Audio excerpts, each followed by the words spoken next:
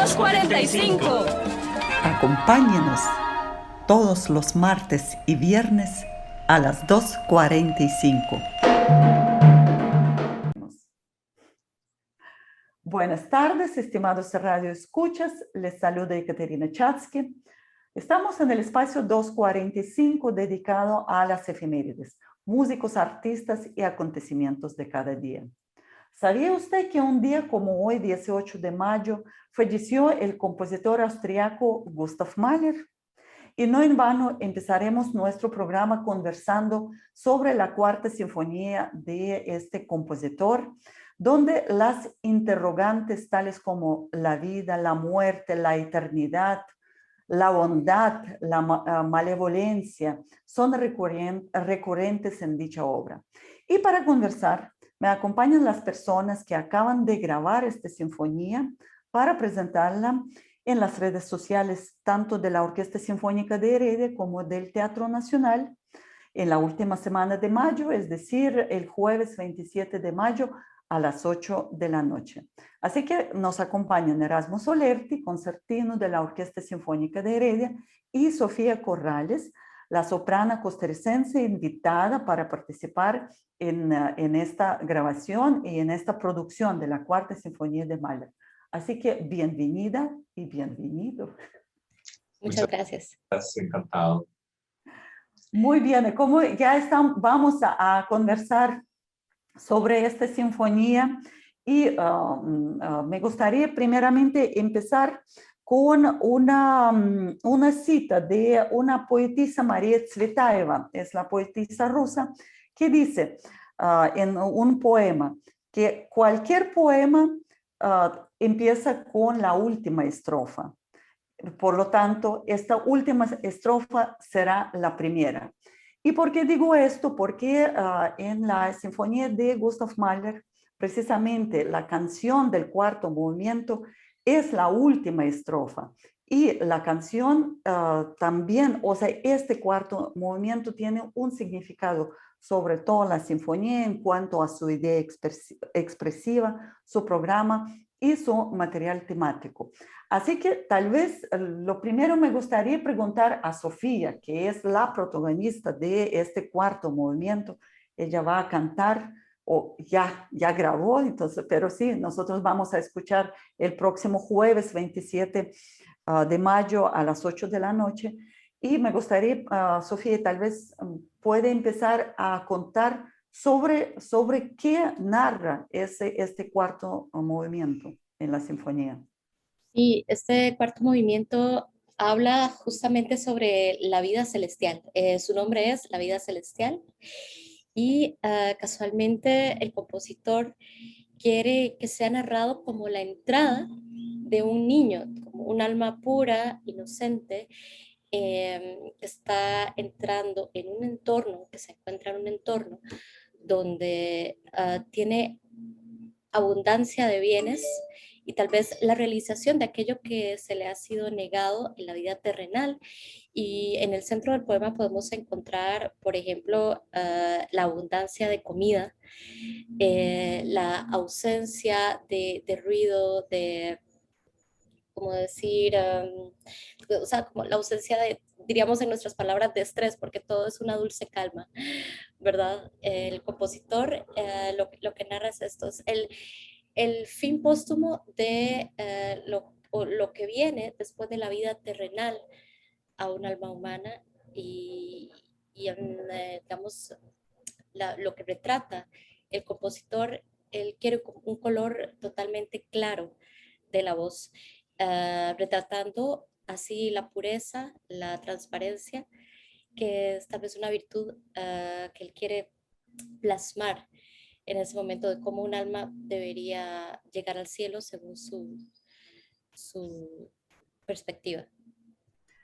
Sofía, ¿verdad que esta canción también utilizó el compositor en otra obra? ¿Nos puede contar en qué obra y si utilizó con la misma letra? Me parece que en la tercera sinfonía. Sí, y también yo creo que en El Cuerno Maravilloso, ¿verdad? Que él tiene Ajá, el ciclo es de Futharhorn. canciones, ¿verdad? Ah, Sí, sí, sí, totalmente. sí. Ahora sí, también nos llama atención que dos o tres de cuatro movimientos están escritos en sol mayor, ¿verdad? El primero, el tercero, el cuarto. Sol mayor tiene alguna, digamos, algún color específico en esta sinfonía. No sé si Erasmo quiere agregar o Sofía también. Le doy yo entonces. Sí, efectivamente, en el mundo, la cosmogonía, por así decirlo, musical de Mahler, las tonalidades pues son un gran, eh, pues, un gran paisaje, ¿verdad? En el caso de esta sinfonía es muy curioso el giro. Usted menciona sol mayor, pero el giro que le da a una tonalidad un poco alejada, que es el caso de mi mayor. El tercer movimiento, que es tal vez el centro de esta maravillosa sinfonía y para mí el favorito, este movimiento que si bien es cierto empieza en sol mayor, inmediatamente en un momento de esplendor se abre a los cuatro sostenidos de mi mayor. ¿Y qué significaba para él, para el compositor? Pues precisamente eso, el cielo, esas puertas de lo divino que se abren ante nosotros. Entonces, usted que mencionaba el tema de lo terrenal a lo celestial, pues estas tonalidades están significando este tipo de cosas, de pasar de lo terreno, de lo burdo, en el caso, por ejemplo, del segundo movimiento, que está en sol menor, el mundo de los bemoles, esa tonalidad que inclusive en algún pasado, en el barroco, significaba la pasión. Esas tonalidades tienen significados de lo que quiere expresar Mahler en esa cosmogonía. Y esta sinfonía, como les digo, pues termina en ese cielo, en el mi mayor, en aquello que está iluminado arriba. Ahora sí, cuando nuevamente volvemos a la canción, ¿verdad? Ahorita hablemos sobre sostenidos y bemoles en esta sinfonía, porque también representa una cosa, tiene otros significados también, pero tal vez volviendo a la canción y cuando Sofía nos decía que es una voz de niño, y me gustaría precisamente preguntar, tal vez de la cualidad de la voz de soprano. ¿Por qué Mahler, por ejemplo, sugiere que sea la voz de soprano y no sea la voz del niño? Ujú. Bueno, he leído a veces diversos puntos de vista. He escuchado incluso que a veces se podría ser la voz de un niño. Honestamente, creo que puede deberse digamos, a los requerimientos o exigencias que exige la obra, valga la redundancia, ¿verdad? Las exigencias técnicas. Y podría darse también por la proyección a nivel de soprano, a nivel técnico. Y esto también me imagino, por parte del compositor, quisiera pensar que él estaba buscando un color específico para la obra, para dicha interpretación.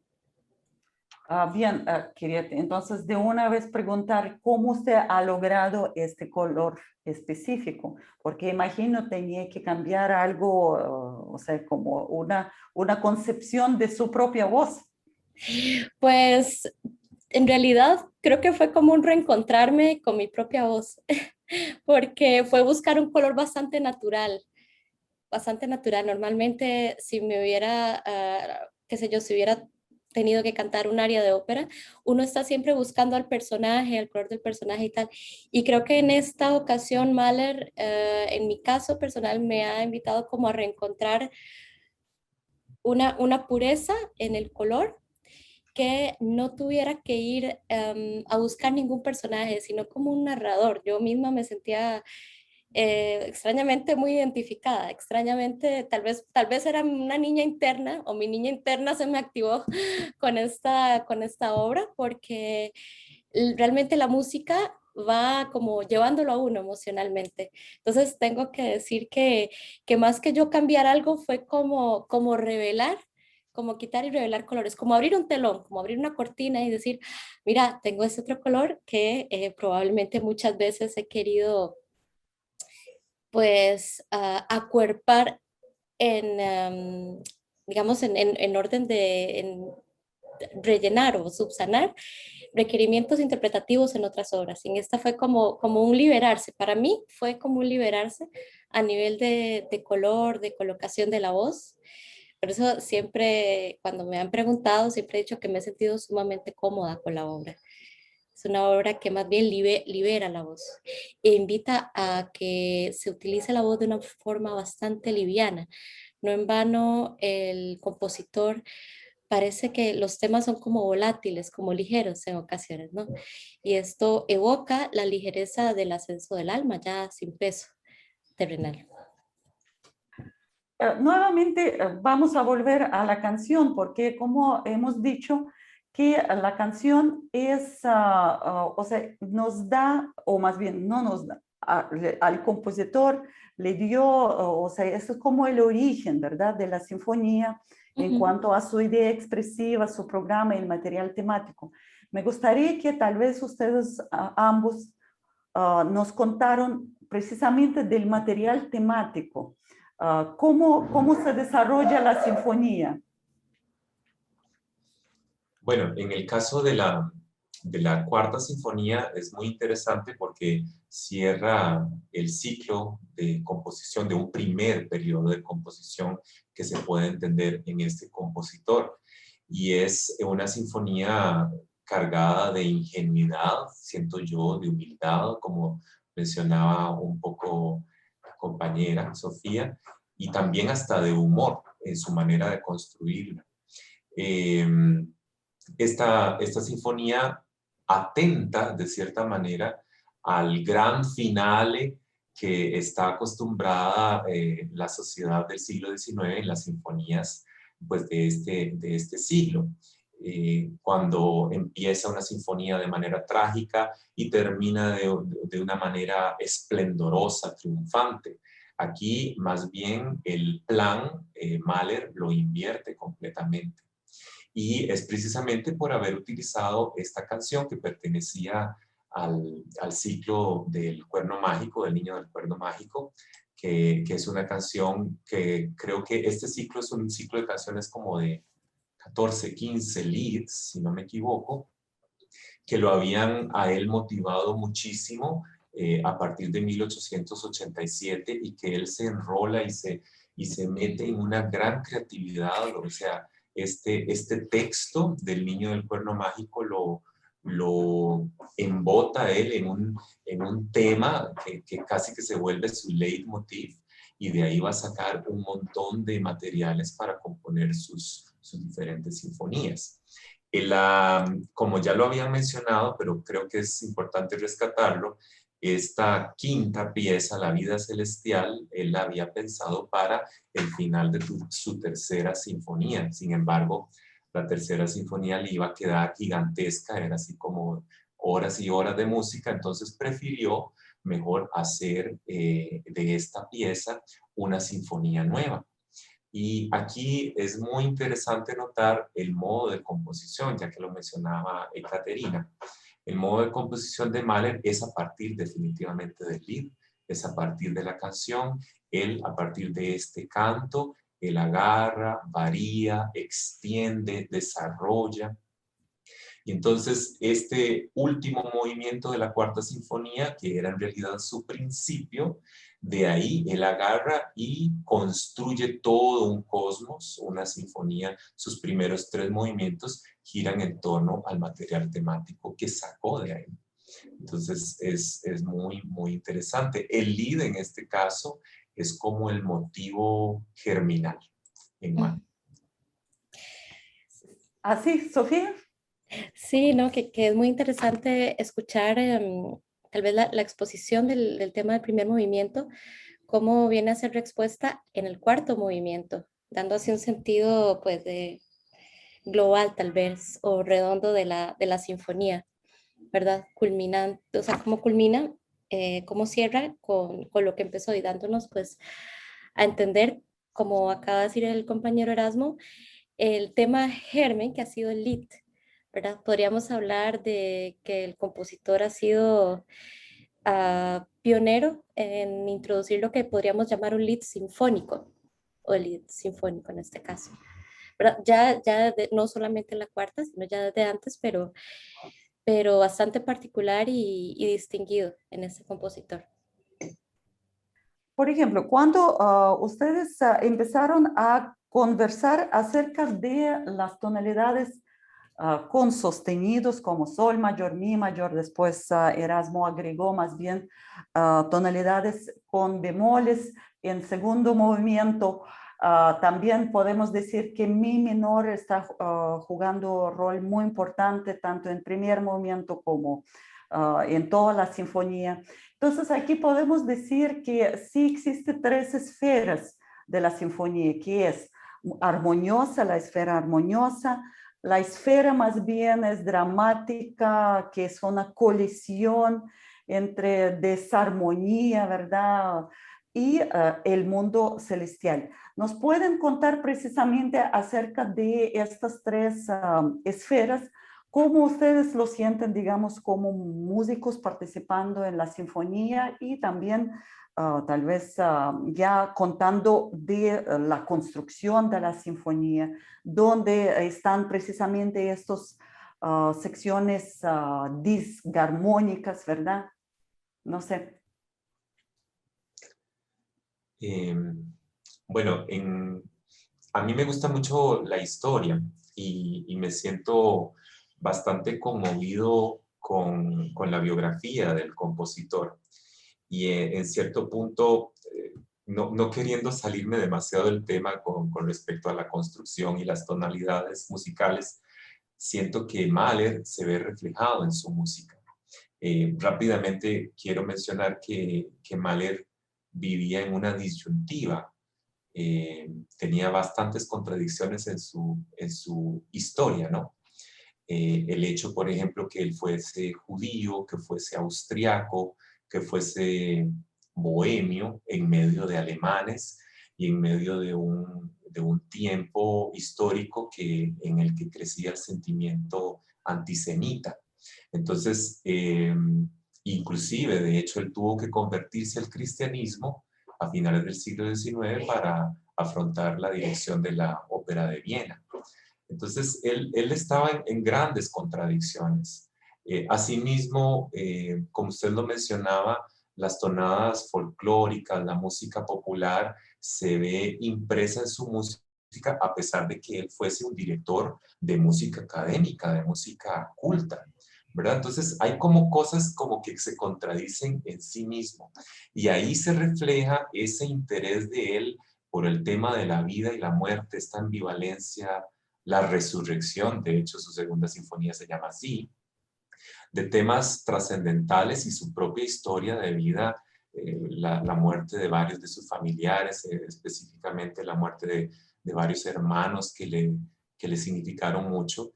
Y yo siento que este tema que menciona, lo celestial, lo terreno, la vida mundana, son las maneras de él de expresar su impronta, de desarrollar su creatividad y cómo pues a través de la música. Esta música tiene un montón de significados y creo yo que es él mismo el que se está retratando de esa manera. Sí. Bueno, me gustaría también agregar que, pues como para agregar a lo que estás comentando, Erasmo, se puede ver cómo el compositor manifiesta o retrata a través de su música la relación del hombre con respecto al universo, a lo trascendental, ¿verdad? O sea, sobre todo se habla de que desde Des Knaben Wunderhorn, ¿verdad? El chico del corno maravilloso, ya venía con esta, como con estas ganas de valorizar la música autóctona o folclórica o popular del pueblo, dándole el mismo valor de la música académica, ¿no? O sea, y esto trató, digamos, por medio de su composición, de valorizarlo de esta forma. Asimismo, o sea, estamos hablando tal vez de dos temas diferentes, pero con respecto a la parte autóctona de la música y también de la relación filosófica del hombre-universo. O sea, no de la relación del hombre con otros hombres, sino de él mismo con su propia existencia, ¿verdad? Especialmente sí esta fascinación por la vida después de la muerte. ¿Qué pasa con el hombre después de la muerte? Entonces esto es bastante característico en Mahler durante su composición justo hasta la cuarta sinfonía. Ahora, por ejemplo, Erasmo, tanto Erasmo como Sofía mencionaron precisamente estas tonadas populares. Siempre en sus sinfonías o segundo o tercer movimiento se presenta precisamente con el material que es muy cercano de la calle, ¿verdad? Aquí es el segundo movimiento. Y donde este material no es que él está citándolo, sino más bien lo convierte en lo grotesco, en lo carnavalesco, ¿verdad? Entonces, me gustaría precisamente que tal vez Erasmo, creo que Erasmo quería contar precisamente, hasta se utiliza otro tipo de instrumento. Me parece usted tiene que cambiar, ¿verdad? Su violín por otro. Cuéntanos precisamente sobre este segundo movimiento de la cuarta. Sí, este tal vez es el movimiento, por así decirlo, más conflictivo, más histriónico, irónico, con respecto a esos mundos celestiales que él quiere proponer.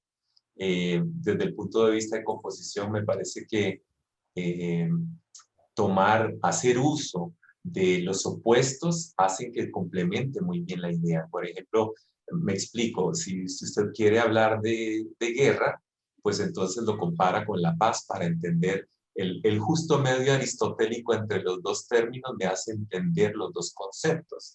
Entonces, si usted quiere, pues, hablar de lo celestial, de la dicha de lo divino, pues entonces lo contrasta con la muerte y con su parte muchísimo más oscura. Este segundo movimiento justamente es lo que hace reflejar ese otro mundo oscuro, carnavalesco, irónico. Y en efecto, es un rondó. Las partes intermedias, como usted mencionaba, son citas de valses vieneses, de la aristocracia vienesa. De hecho, hay un pasaje ahí que es de mis favoritos, que es una especie como de vals, súper coqueto, de cierta manera. Y las partes que son recurrentes en este rondó, en este scherzo, perdón, son las partes de la muerte y la encabeza pues el solista, en este caso el solo de violín, y efectivamente pues hay que utilizar otro instrumento. Mahler lo que quería era reflejar un sonido chillón, estridente, punzante de cierta manera, inclusive hasta incómodo. ¿Y cómo lo hace? Pues entonces solicita al concertino tener otro instrumento a la par, afinado de forma diferente. ¿Cómo? Pues un tono arriba. El violín está afinado en sol, re, la, mi, ¿verdad? En quintas, y en este caso hay que subirle un tono, sería en la, mi, si y fa sostenido. Subirle un tono completo a las cuerdas en el violín hace que se produzcan armónicos diferentes y sea muchísimo más estridente. Para mí fue muy interesante someterme a esta práctica. Yo ya había tocado esta sinfonía como parte de la fila de primeros violines en la Sinfónica Nacional y en otros festivales, pero esta fue la primera vez que asumía este solo y realmente fue muy interesante cómo la sonoridad de este instrumento en escordatura, como se llama el término, donde está afinado de forma diferente, puede recrear un sonido tan estridente y tan incómodo, así, por decirlo de alguna manera. Y yo creo que Mahler cumplió su cometido, lo hizo muy bien. Y de hecho me recuerda esta pintura, no sé si ustedes la conocen, una pintura de Arnold Böcklin, que se llama Autorretrato con la muerte tocando violín. Él es un pintor y tiene a la par a la muerte tocando un violín. Es muy, muy literal. Y me recordó muchísimo esa pintura, ¿verdad? Es la significación de la muerte, que ya también el mismo Camille Saint-Saëns en su Danza Macabra había utilizado un violín en escordatura solista, ¿verdad? Entonces es esa representación de la muerte que te está tocando la puerta y que es insistente y que regresa y regresa cada vez más. Sí, sí, sí. Creo que también en uno de los libros, uno de los análisis sobre esta sinfonía, una de las musicólogas rusas nos propone a ver unas imágenes de muerte que de una litografista del siglo XVI que se llama Holbein Hans. Y precisamente ahí este litografista es alemán y no sé si ustedes han visto estas imágenes, cada personaje, no sé, por ejemplo, un violinista tiene a la par la muerte, o no sé, un panadero tiene a la par muerte. Entonces, son como 50 imágenes de diferentes profesiones, pero la muerte está presente. Y tal vez ahí en la descripción de video podemos proponer este archivo de internet Claro. para que podrían hojearlo, ¿verdad? Es interesante, de verdad a mí me encantó y era muy cercano a lo que uno escuchaba en segundo movimiento. Sofía. Pues nada más, pues dando un apoyo a la idea de Erasmo, ¿verdad? Lo mismo, la idea del violín en escordatura para reflejar esa presencia de la muerte en la vida, de la existencia del ser humano, ¿no? Que está siempre cercano, es absolutamente contrastante con lo que espera en el futuro de la sinfonía. Y como dijo el compañero, pues logra su cometido no solamente a nivel vivencial del espectador, logra un contraste fascinante, tengo que decir. Y aquí precisamente Erasmo también decía, un instrumento más que nos acerca tal vez a lo grotesco, son cascabeles, ¿verdad? Que también son recurrentes, tanto en primer movimiento como en el cuarto. No encontré ni en segundo ni en tercero, tal vez me perdí. No sé, Erasmo. Está en lo correcto, solo en el primero y en el cuarto. Bien, y eso también es como una división, ¿verdad? Que divide las secciones entre sí. O sea, eso es como otra vez llamada de atención, si algo sucede, si no todo está tan armonioso como uno quisiera, ¿verdad? Ahora sí, que Erasmo mencionó que él tocó esta sinfonía en una agrupación sinfónica, o sea, de más de 60, de 70 músicos, pero aquí vemos que algo va a pasar este jueves 27 a las 8 de la noche, que no vamos a tener una agrupación grande. Cuéntenos qué pasó con la Orquesta Sinfónica de Heredia. Ajá. Bueno, si usted estudia la partitura original de Mahler, ve que es una orquesta sinfónica, inclusive está muy nutrida en su parte de los vientos, de las maderas. Cada instrumento tiene hasta 3 o 4 instrumentistas por sección, flautas, oboes, clarinetes, etc. Y de cierta manera eso le da un gran color y una masa orquestal a esta sinfonía tan característica. Sin embargo, bueno, ya lo habíamos mencionado, es una orquestación bastante ligera comparándola con otras sinfonías predecesoras del mismo Mahler, ¿verdad? Que es una orquesta así, pero mucho más masiva. Esta es más de cámara, relativamente, ¿verdad? También tiene arpa y creo que la orquestación original creo que prescinde de los metales, trombones y tubas, que son como más grandes aún. ¿Qué es lo que sucede con la Orquesta de Heredia? Pues bueno, ya nosotros hemos venido trabajando en un ensamble más de cámara, reducidos no solo por el tema de la pandemia que vivimos, sino porque también hemos estado experimentando música de cámara y otro tipo de repertorios contemporáneos, latinoamericanos, que no requieren de esa masa orquestal. Entonces, el maestro Mora pues ha propuesto el arreglo de esta Sinfonía Cuarta de Mahler, el arreglo del arreglista Ian Farrington. Es una versión de cámara de esta sinfonía donde pasamos a tener una sección, una camerata de cuerdas pequeñita. Cada sección, violines, violas, violonchelos, tienen 4 integrantes nada más. Y la parte de los vientos está representada solo por un solista, una flauta, un oboe, un clarinete, un fagot y solo 3 instrumentos de metal que serían un corno, una trompeta y un trombón. Entonces la orquesta pues está mucho más reducida y para nosotros los músicos, bueno, además del reto de tocar esta sinfonía, pues el arreglo hace que refuercen las partes en todos los músicos de una manera casi que solística, ¿verdad? No solo tienes que tocar tu parte, sino que el arreglo te hace rellenar las carencias que podría tener comparado con la orquestación original. Pero yo diría que tuve la oportunidad en varias ocasiones de tocar esta sinfonía con una orquesta sinfónica en su orquestación original. Me sentí un poquito incómodo al principio, sentía que había algunos vacíos, sobre todo de masa orquestal, pero todo lo que tiene que sonar está ahí en ese arreglo y la verdad es que la sinfonía suena íntegra.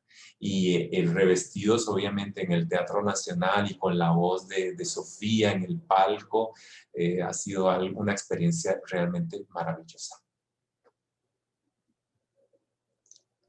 Ah, bueno, quisiera agregar que en el caso de la voz, ahora que el compañero Erasmo decía que casi que cada instrumento pareciera ser solista, ¿verdad?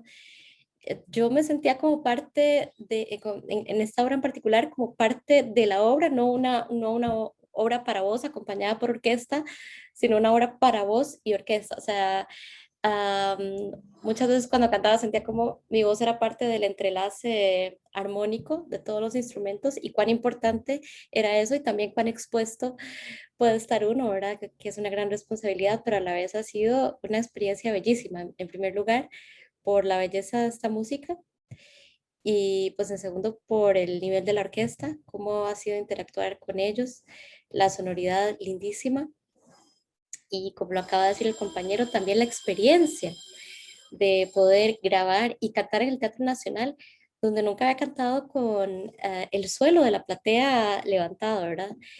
Que fue acústicamente fue muy interesante en comparación a otros momentos en los que he cantado con las butacas presentes y bueno, esto ha hecho que se creara una atmósfera bastante interesante, ¿verdad? En el sentido positivo, o sea, realmente disfruté bastante la experiencia. Ahora, Sofía, usted estaba colocada, ¿verdad? En el palco, ¿verdad? En el palco que derecho, ¿verdad? Derecho. Sí, Me parece que sí. sobre los chelos y contrabajos, ¿verdad? Sí. Sí, ¿cómo has sentido, digamos, porque no estaba cerca con la orquesta, más bien también la pieza tiene muchos unísonos, ¿verdad? Con diferentes instrumentos. ¿Cómo has sentido, digamos, la orquesta estando tan lejos, ¿verdad? O sea, en el cielo. Sí, bueno, pues la verdad, tengo que decir que ayudó bastante la acústica del teatro en sí misma. Como le comenté, pues han quitado las butacas, ¿verdad? Y levantado el piso, según el diseño del teatro para cuando se hacían pues cenas y bailes y este tipo, o eventos, ¿no? Y ahí se ha colocado la orquesta. Creo que ha ayudado que el piso de madera, en contraste al suelo alfombrado, haya ayudado a que el sonido, pues, se reflejara de mejor manera o viajara mejor a través de toda esta concha que es platea y escenario. Y eso hizo que para mí fuera muy, muy, muy fácil, digamos, interactuar con la orquesta, más bien cantar con ellos. No, no sentí ninguna dificultad para escucharlos y creo que la condición acústica del teatro, así como la proyección de la orquesta, por supuesto, fue la receta del éxito para que todo se equilibrara bien. Y ahora sí, tenemos que ya terminar el programa de hoy, pero me gustaría que invitaran a nuestro público a escucharlos. ¿Cómo será posible esto? Sofía, Erasmo. Sí, claro, sí, e invitar a todos y todas radioescuchas que nos están viendo y escuchando el próximo 27, jueves, si no me equivoco, ¿verdad? 27 de mayo a las 8 de la noche en el Facebook, tanto el Facebook del Teatro Nacional como en el Facebook de la Orquesta Sinfónica de Heredia, escuchar nuestro cuarto programa dedicado a la Sinfonía 4 de Mahler. Me equivoqué, ¿verdad? Programa 3. Sí. Sofía, entonces usted sin error. Ok, pues los invitamos muy cordialmente a acompañarnos en este tercer programa de la Orquesta Sinfónica de Heredia con la Cuarta Sinfonía de Gustav Mahler, bajo la batuta del maestro titular, del director titular, el maestro Eddie Mora, y su servidora Sofía Corrales como solista, este jueves 27 de mayo, a las 8 de la noche, ¿verdad? Sí. Sí. Por Facebook y YouTube, ¿verdad? Se puede escoger, ¿verdad? La plataforma más amigable para cada uno. Entonces es o Facebook o YouTube de Teatro Nacional o Facebook o YouTube de la Orquesta Sinfónica de Heredia. Y yo de verdad agradezco muchísimo a ustedes la experiencia de ustedes de trabajar con esta sinfonía en estos tiempos tanto difíciles o más bien que nos presentan muchas oportunidades, más bien podemos interpretar de esta manera. Y para nosotros, Radio Universidad, o para nuestros radioescuchas, siempre es un placer conversar con los músicos que están muy cercano de la materia sobre cual están conversando. De verdad, muchas gracias, Sofía Corrales y Erasmo Solerti, por estar con nosotros. Gracias a usted. Muchas gracias, muchas gracias.